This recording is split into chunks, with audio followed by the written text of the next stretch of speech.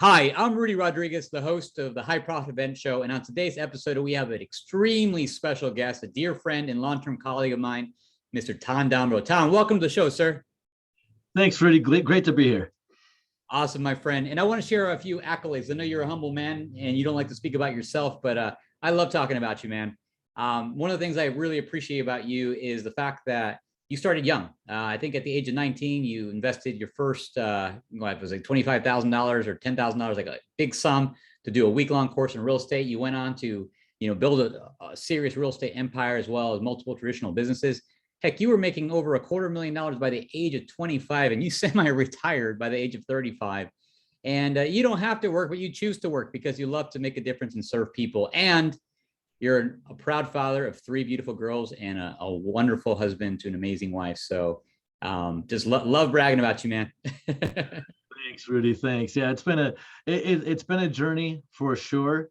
As you mentioned, I started young. I started at 19 years old buying real estate. I knew that, growing up, we were poorer than poor. I mean, I'm talking like rice and soy sauce for dinner. If I got, instant Jello for a snack once in a while, that was a lot. And I could go on and how we didn't have anything when we were growing up. And so from there, I was determined that I was going to change what has happened in my childhood for my kids' childhood.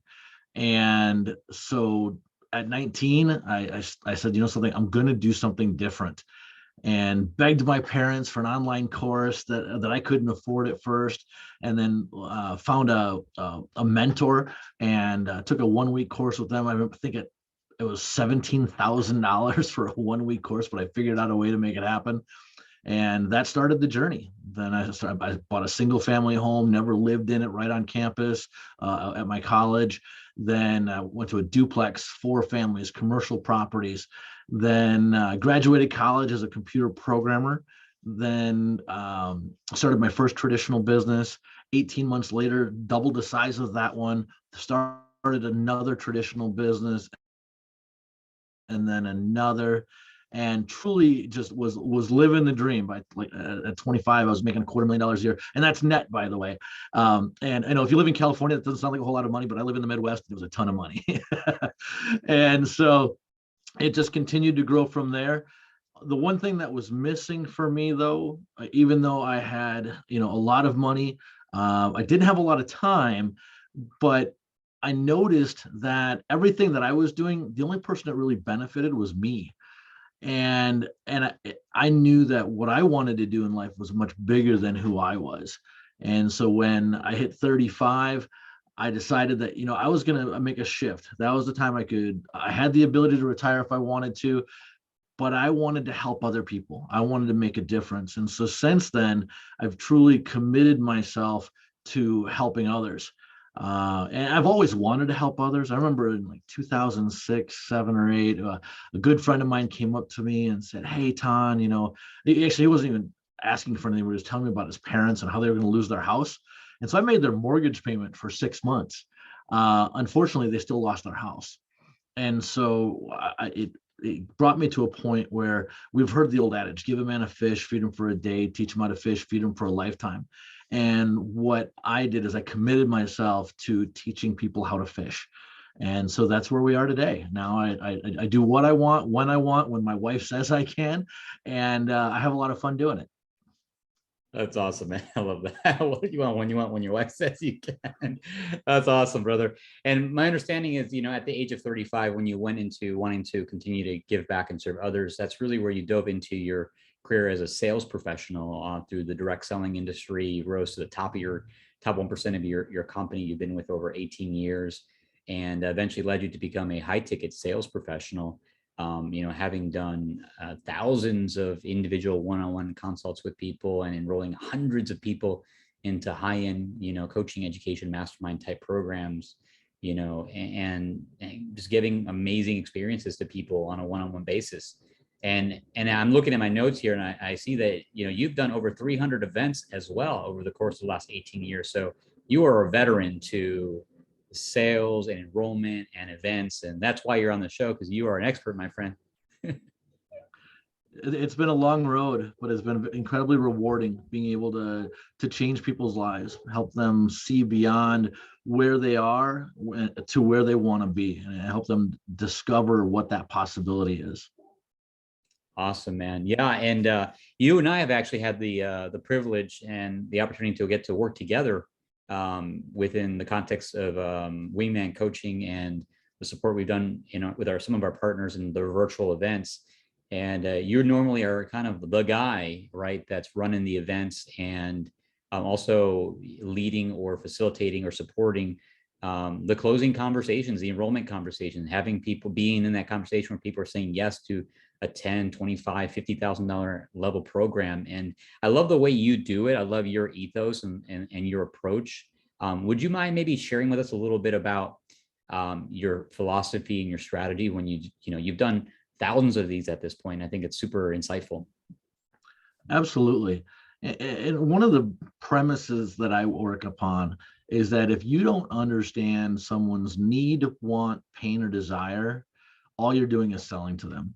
If you understand what their need, want, pain, or desire is, and you're offering a solution, now you're truly helping them get what they're looking for in life or relationships or family or whatever it might be. And so there's a process that we go through, or that I go through specifically whenever I speak to an individual. And the first piece is really about building rapport, understanding where they are, where they're coming from. And so I may start out with asking them, tell me a little bit about yourself. Tell me about your life, your business, where you're at. And I let them talk. People love to talk about themselves.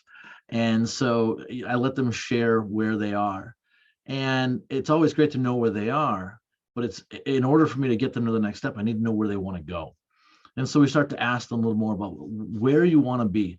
If you could wave a realistic magic wand, where would you want to see your life, your business in the next 6 to 12 months? And if you could have it just the way you'd like it, what would that do for you? What would the best part be? And probably the most important question is why. All too often I see people have goals, but they don't know why they have those goals, or they have a why and they don't know the steps or the goals that they need to achieve in order to get to that point. And so by diving deeper into that, you really start to understand where they're coming from and what they're looking for. The next piece is really starting to understand what their challenges are. What do you think could be slowing you down, standing in the way, or stopping you from reaching those goals? And all too often, you'll see people say things like, "Oh, there's nothing stopping me." Oh, really? That's interesting. Then if I'm curious, what if there were something that was slowing you down from reaching those goals because you haven't met them yet? What might it be? And being able to dive deeper in, and sometimes the first challenge is just a fluff answer that they give you. So maybe you'll need to dive a little deeper and ask them, well, what else could be slowing you down, standing in the way, or stopping you? What else? What else? To the point where it makes them think and really look inside themselves beyond just the physical things that are around them, but what may be a blind spot within them. Then once you understand those challenges, we can reflect on what the impact is on them, on their lives, on their family, on their future, on their business, and how long these challenges have been there. Some people don't realize that they've had these challenges all their lives. And now we have the ability to say, okay, if we can identify what those challenges are and how those challenges have been serving them or not serving them, now we can start to come around to what's gonna be the next step. And if you could overcome those challenges, overcome those fears, and flow freely toward those goals, what would that do for you? How would that make you feel? And you get to see people start to shine and get excited, and they should start to share with you the best part about being able to be in that space and why it's so important to them. And from there, you may ask, how soon do you want this? And then you get to see what expectations they have. Is it now? Is it today? Is it 6 months from now? Is it a year from now? Is it yesterday? Which is always a wonderful answer, because when they say yesterday, you know they're really itching. They're really motivated to move forward. You also have to put a gauge on it, understand where they are. On a scale of 1 to 10, how committed are you to reaching these goals? And if they say anything less than a 10, it's important to dive in and discover why they're not a 10. Because you and I both know that if you want something and you're committed to getting that, you've got to be a 10 level commitment. Anything less, all it does is open the door for procrastination, excuses, complaining, blaming. And so when you're at 10 and there's an obstacle or a challenge, that there's only 3 options at that point. You either go over it, around it, or through it, but no matter what, you're going to move forward. And probably most importantly, in that initial conversation that I have with people, it's about making sure that they get value. And that value could be clarity. It could be clarity on their goals. It could be clarity on what it is that they want and why they want it. It could be more clarity on the challenges that they're having. And at the very least, helping them create a vision of where they could be.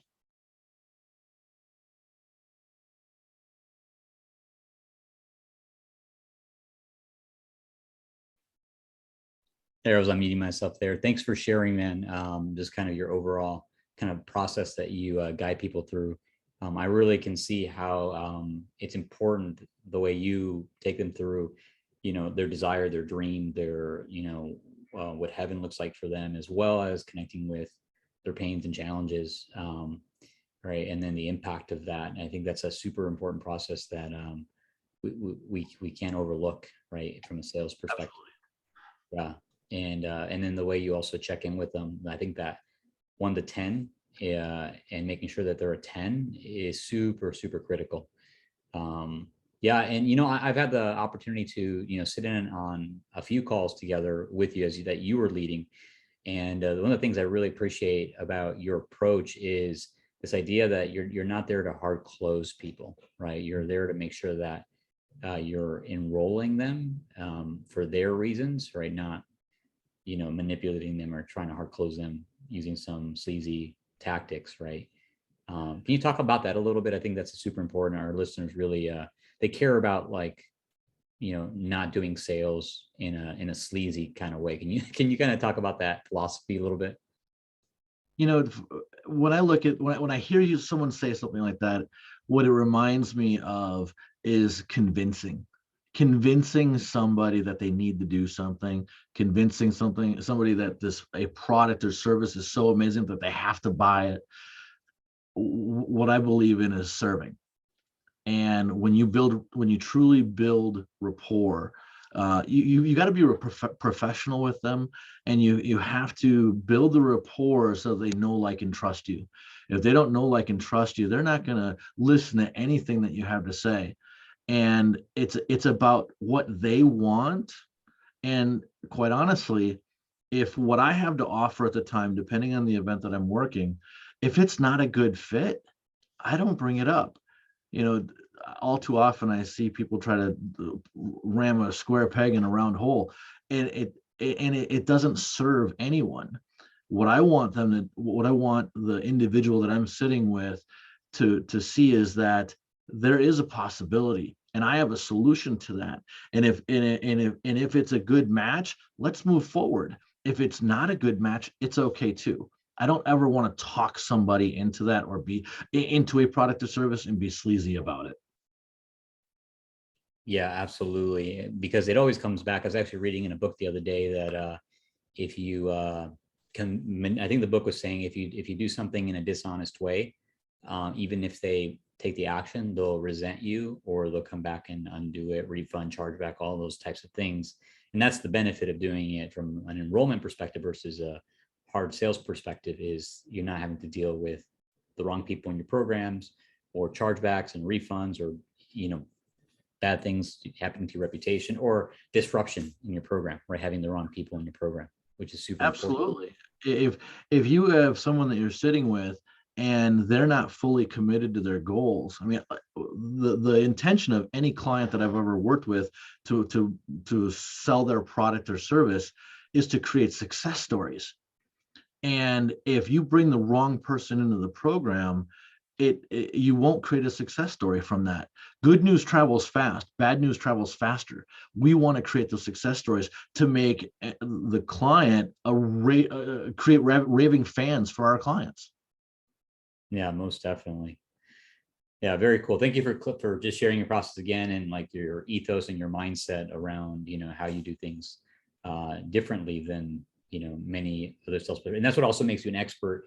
And I think I stepped over this earlier in our interview. Not only have you done hundreds of events, but you've also done high ticket sales at events. In fact, I think you do on average 2, maybe even more events a month, where you're doing, dozens of one-on-one enrollment sessions into very high quality programs. So you're on the ground, you're doing this every single day, every single week. So, you're not, this is not theory. This is coming from experience. So thank you for sharing this with us. Yeah. I think we got about, 5 minutes left in our show time. And I wanted to maybe do a quick little rapid fire kind of question and answer here, and give you an opportunity to just kind of share a little more of your expertise. What would you say are 3 of the most common mistakes that people make when doing, one-on-one enrollment sessions for their high-end programs? What would you say are 3 of the most common mistakes you see? Unfortunately, there's a lot of mistakes that I see quite often.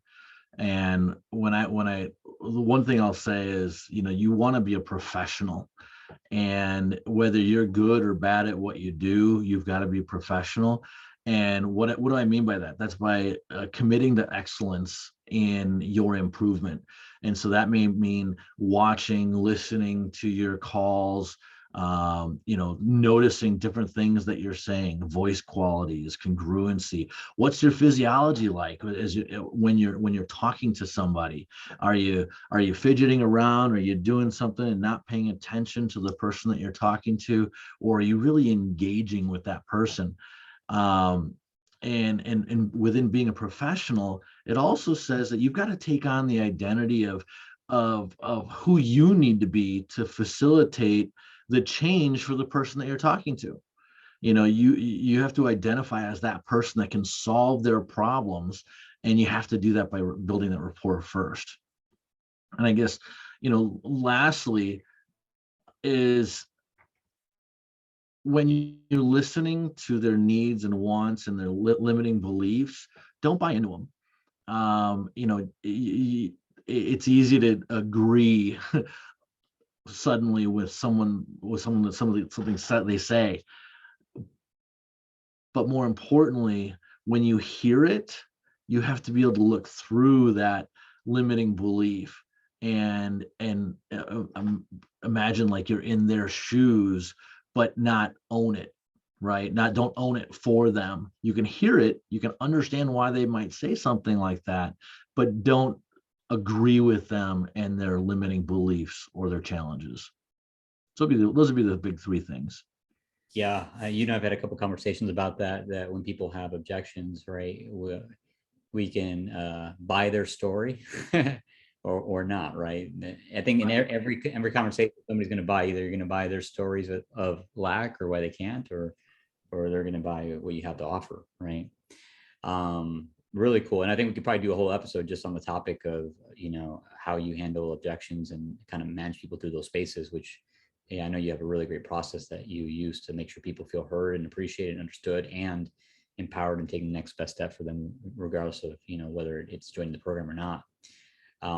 So Tom, what would you say is a good book or resource or training you might suggest to someone who really wants to improve their skills doing high ticket sales?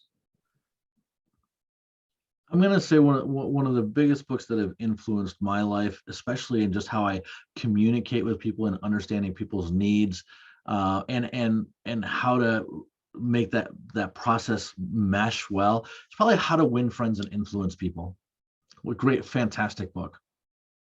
Yeah, that's a great resource. It's actually been a couple people on our podcast have recommended that book, which is pretty cool to hear that theme. I agree. Great resource. Awesome. Time, a couple more quick questions. We'll do 30 seconds or less as we kind of come to a close here. And this is more on the personal side. So on the personal side, What would you say is like the next summit that you want to climb, and like what challenge or obstacle are you working on overcoming to get there? What's my next biggest goal? My next biggest goal is I'm currently evaluating the number of people that I've impacted over the last 12 months.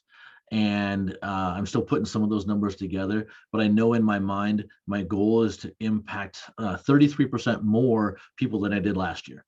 And so what I believe from that, my hallucination is that the more people I help, the more I'll get in return. And so it's very reciprocating that way and fulfilling. Awesome, man. That's a great mindset tip right there. Help, the more people you help, the more you'll get in return, right?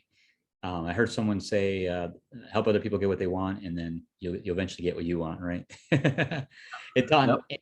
kind of in our closing last minute or so here. When it's all said and done, what do you want to be remembered for? What legacy do you want to leave?